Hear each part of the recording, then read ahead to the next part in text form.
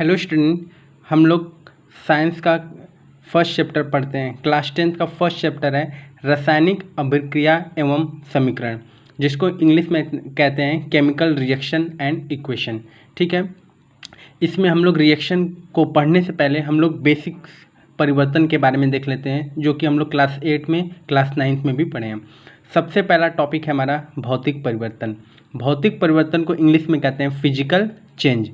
भौतिक परिवर्तन क्या होता है? वे परिवर्तन जिसमें पदार्थ का भौतिक गुण बदलता है लेकिन कोई नया पदार्थ नहीं बनता। मतलब भौतिक गुण बदलता है, मतलब उसका जो शेप है, साइज है, वो बदल जाएगा। जैसे मान लीजिए पानी है, ठीक है, पानी को हम लोगों ने फ्रिज में रखा तो पानी पहले किस अवस्था में था? द्रव अवस्था में था, लिक्विड अवस्था में था। उसको जब हमने फ्रिज में रखा तो फ्रिज में रहने से वो पानी जो लिक्विड में था वो किस में बदल गया? बर्फ़ में। मतलब पानी बर्फ़ हो गया तो बर्फ़ बना तो वो कैसा अवस्था हो गया? ठोस अवस्था। मतलब द्रव से ठोस बन गया। ठीक है, फिर उसको जब हम वापस बाहर निकाल देंगे फ्रिज से तो फिर वो ठोस से क्या बन जाएगा? द्रव बन जाएगा। इसका मतलब ऐसा परिवर्तन जिसमें पदार्थ अपने भौतिक गुण को तो बदलता है लेकिन कोई नए पदार्थ का फॉर्म नहीं करता। नए पदार्थ का फॉर्म नहीं करने का क्या मतलब है? जैसे पानी से वो बर्फ़ बना, अब वो पुनः बर्फ़, मतलब वो बर्फ़ ही नहीं रह जाएगा। उसको जब आप पुनः बाहर निकालेंगे तो फिर से क्या बन जाएगा? पानी बन जाएगा। इसका मतलब कि यह भौतिक गुण को बदल रहा है और पुनः अपनी अवस्था में वापस आ जा रहा है। बाहर जैसे ही निकालेंगे तो पुनः अपनी अवस्था में वापस आ जाएगा। ऐसे परिवर्तन को हम भौतिक परिवर्तन कहते हैं। ठीक है, इसको नोट कर लेते हैं। वे परिवर्तन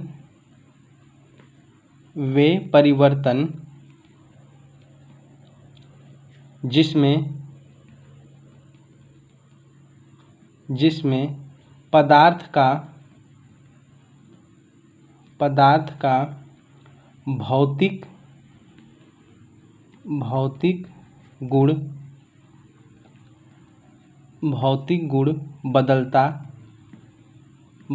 गुण बदलता है। ठीक है, भौतिक गुण बदलता है परंतु कोई नया पदार्थ नहीं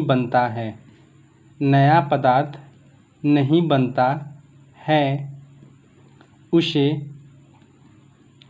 भौतिक परिवर्तन कहते हैं।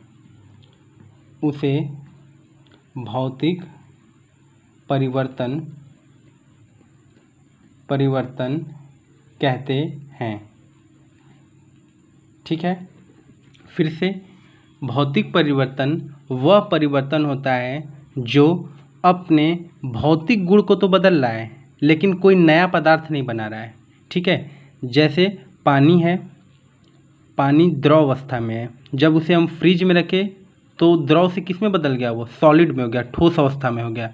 अब जब उसे हम पुनः बाहर निकालेंगे तो फिर वो ठोस से किस में आ जाएगा? द्रव में। मतलब उसने अपने भौतिक गुण को तो बदला लेकिन कोई नया पदार्थ नहीं बनाया। वो पानी का पानी ही रह जाएगा। बाहर निकालेंगे तो फिर से पानी बन जाएगा। इसका मतलब कि वे परिवर्तन जिसमें पदार्थ का भौतिक गुण बदलता है परंतु कोई नया पदार्थ नहीं बनता, उसे भौतिक परिवर्तन कहते हैं। जैसे एग्जाम्पल में लिख लेते हैं, उदाहरण में लिख लेते हैं। जैसे पहला पॉइंट लिख लेते हैं, पानी का जमना। पानी का जमना मतलब क्या इसको बोल रहे हैं हम? बर्फ़ जमना। ये कैसा परिवर्तन है? यह भौतिक परिवर्तन है। जैसे मान लीजिए यहाँ पे पानी है, ठीक है, यहाँ पे पानी है, ये पानी है, ठीक है, किस अवस्था में है? ये द्रव अवस्था में है। द्रव को इंग्लिश में कहते हैं लिक्विड। द्रव अवस्था को इंग्लिश में कहते हैं लिक्विड। ठीक है, इसको जब हम फ्रिज में रखें, तो ये क्या बन गया? बर्फ़ की सिल्ली बन गई, जम गया। ठीक है, ये पानी किस में बदल गया? बर्फ़। बर्फ में, पानी किस में बदल गया, बर्फ में। तो अब जब बर्फ में बन गया तो ये किस अवस्था में हो गया, ठोस में, ठोस अवस्था, ठीक है, ठोस अवस्था, जिसको हम इंग्लिश में कहते हैं सॉलिड स्टेट, अवस्था को इंग्लिश में कहते हैं स्टेट, सॉलिड स्टेट, ठीक है। फिर पुनः जब इसे हम बाहर निकालेंगे तो पुनः ये किस अवस्था में लौट जाएगा, इसी अवस्था में, ठीक है। पहले ये द्रव से ठोस बना बर्फ, फिर बर्फ से ये पुनः किस अवस्था में वापस आ गया, इस अवस्था में। इस अवस्था को हम कहते हैं भौतिक परिवर्तन, ठीक है। कौन सा परिवर्तन, भौतिक परिवर्तन। सेकेंड एग्जाम्पल देख लेते हैं, पानी का उबलना, पानी का उबलना, पानी का उबलना, उबलना का क्या मतलब है, भाप बनना, ठीक है। ये कौन सा परिवर्तन है, यह भी भौतिक परिवर्तन में आता है, ठीक है। थर्ड एग्जाम्पल ले लेते हैं, मोमबत्ती, मोम का पिघलना, मोम मतलब मोमबत्ती का जो मोम होता है, कैंडल के जो साइड में मोम होते हैं, उसका पिघलना, वो किस परिवर्तन में आता है, भौतिक परिवर्तन में, ठीक है, ठीक है। फोर्थ एग्जाम्पल ले लेते हैं, कागज का फटना, कागज का फटना, यह कौन सा परिवर्तन है, यह भी भौतिक परिवर्तन है। इसको भी समझ लेते हैं, कागज का फटना भौतिक परिवर्तन कैसे है। देखिए, ये मान लीजिए कोई पेज है, ठीक है, पेज है, इस पेज को हमने 2 टुकड़े में कर दिया या 3 टुकड़े में कर दिया। अब ये पेज पहले बड़ा था, तोड़ने के बाद कैसा हो गया, छोटा हो गया। तो अब ये अपने भौतिक अवस्था को बदला, मतलब पहले बड़ा था, बड़ा से क्या हो गया, छोटा। लेकिन कोई नया पदार्थ तो नहीं बना, पेज है तो इसमें भी ये पेज ही कहलाएगा, ठीक है। तो ऐसे जो परिवर्तन होते हैं, ये कागज है, ठीक है, कागज को हमने फाड़ दिया तो ये छोटे पीस में हो गया, तब भी ये कागज ही रहा, तोड़ने के बाद भी ये क्या रहा, फाड़ने के बाद भी यह कागज ही रहा। तब ये भौतिक अवस्था को तो बदला, लेकिन कोई नया पदार्थ नहीं बनाया। ऐसे परिवर्तन को हम भौतिक परिवर्तन कहते हैं। फिर से एक बार, भौतिक परिवर्तन क्या कहलाता है, वे परिवर्तन जिसमें पदार्थ का भौतिक गुण बदलता है परंतु कोई नया पदार्थ नहीं बनता है, उसे भौतिक परिवर्तन कहते हैं। भौतिक परिवर्तन को फिजिकल चेंज कहते हैं इंग्लिश में, जिसमें पहला उदाहरण है पानी का जमना।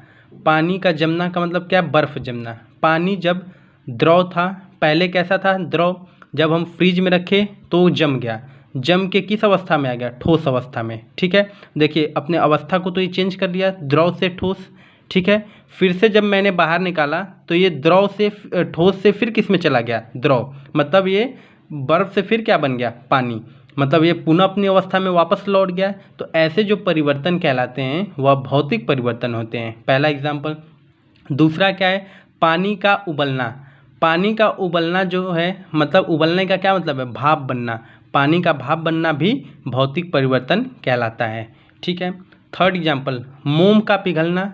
मोम का पिघलना मतलब जैसे मोमबत्ती है, मोमबत्ती के मोम का पिघलना भौतिक परिवर्तन कहलाता है, क्योंकि वो मोम पिघला, उसको हम फिर पुनः रिसाइकिल करके उसको हम फिर से यूज़ में ले सकते हैं, ठीक है। अब वो जो चीज़ हम पुनः यूज में ले रहे हैं, वो सारे परिवर्तन भौतिक में आ जाएंगे, क्योंकि कोई नए अवस्था का वो निर्माण नहीं कर रहा है, वो पुनः उसी अवस्था में आ सकता है। कागज़ का फटना, जैसे कोई कागज़ है, मान लीजिए बड़ा है, उसको हमने फाड़ के छोटे पीस में कर दिया, तब भी कागज़ था फटने से पहले, फटने के बाद भी यह कागज़ है। तो ऐसे परिवर्तन में ये अपने अवस्था को तो चेंज किया, मतलब बड़े से छोटा हो गया, लेकिन भौतिक गुण को तो चेंज किया, लेकिन कोई नए पदार्थ का फॉर्म नहीं किया। ऐसे जो परिवर्तन है वह भौतिक परिवर्तन कहलाते हैं, ठीक है। नेक्स्ट टॉपिक है हमारा रासायनिक परिवर्तन।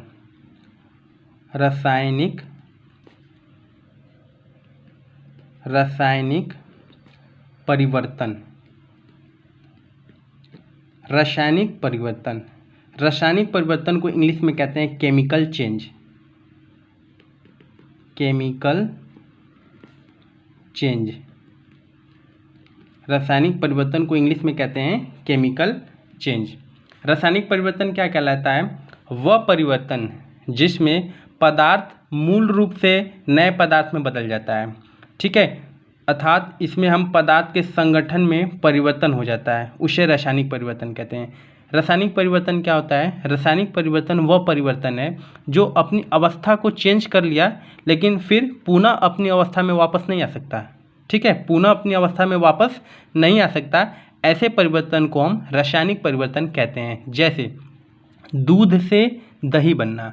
अब दूध से दही बन गया, दूध से दही बन गया तो हम पुनः दही से दूध नहीं बना सकते, पुनः हम दही से दूध नहीं बना सकते। ऐसे परिवर्तन क्या कहलाते हैं? रासायनिक परिवर्तन कहलाते हैं। जैसे मोमबत्ती है, मोमबत्ती के अंदर जो बत्ती होती है उसको जब वो जल गया, मोमबत्ती का बत्ती जब जल गया तो उसको हम पुनः वापस ठीक नहीं कर सकते, तो ऐसे परिवर्तन क्या कहलाते हैं? रासायनिक परिवर्तन, ठीक है। जैसे हमने कागज का एग्जाम्पल लिया था इसमें भौतिक परिवर्तन में, कागज का फटना कैसा परिवर्तन था? भौतिक था। लेकिन कागज का जलना, अगर हम कागज को जला देंगे तो राख बन जाएगा, जब वो राख बन गया तो क्या पुनः उसको कागज बना देंगे? नहीं। तो ऐसे परिवर्तन क्या कहलाएंगे? रासायनिक परिवर्तन।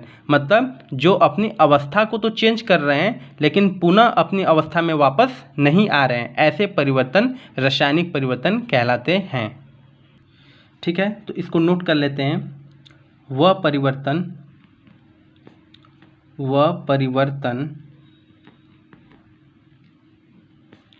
जिसमें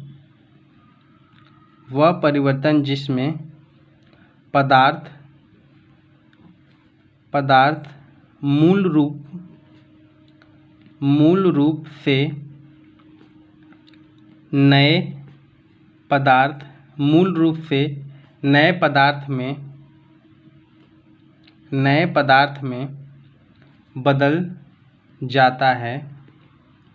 नए पदार्थ में बदल जाता है, अर्थात इसमें पदार्थ के संगठन में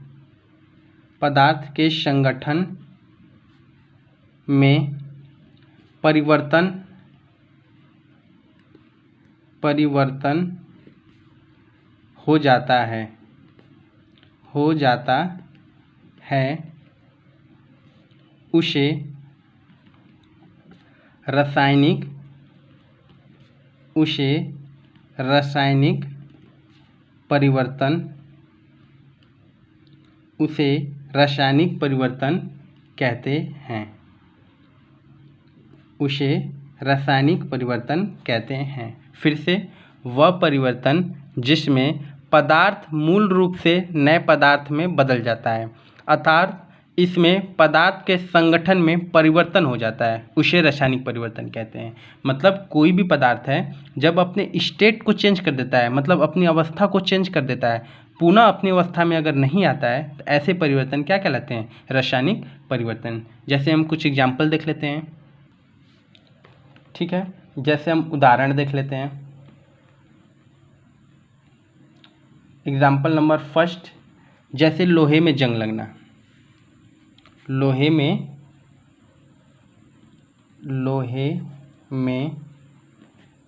जंग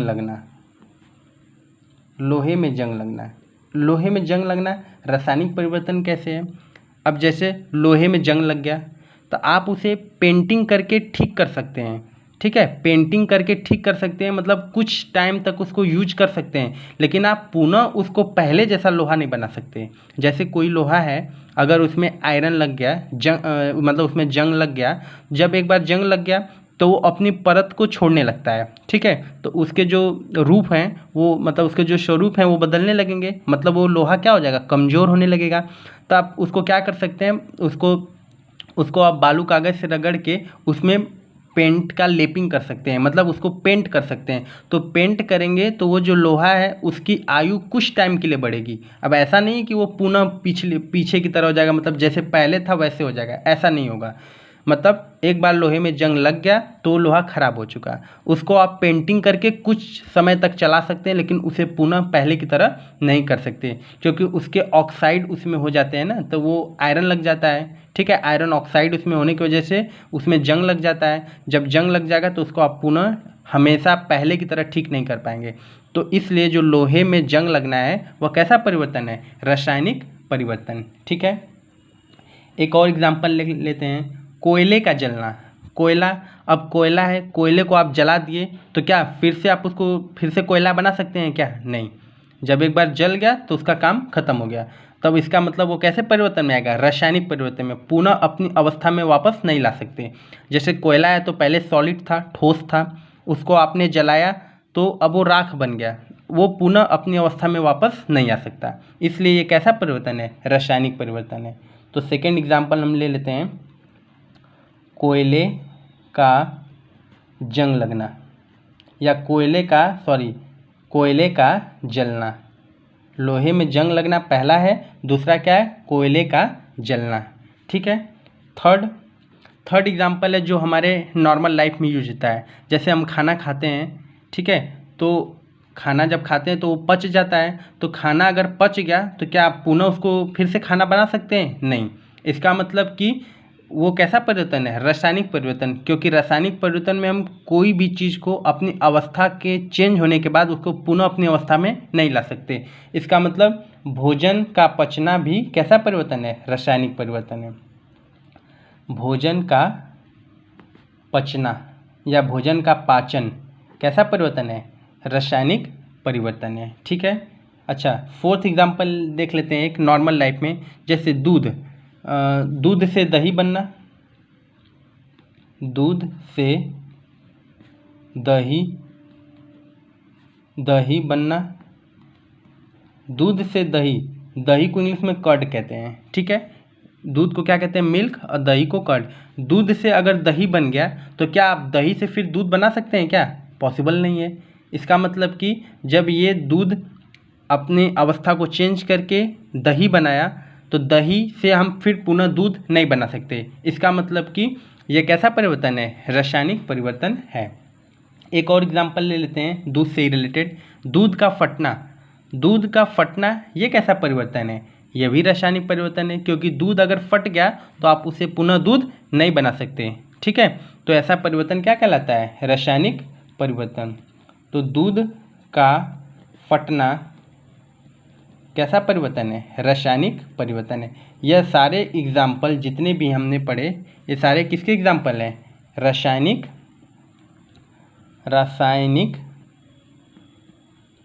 परिवर्तन।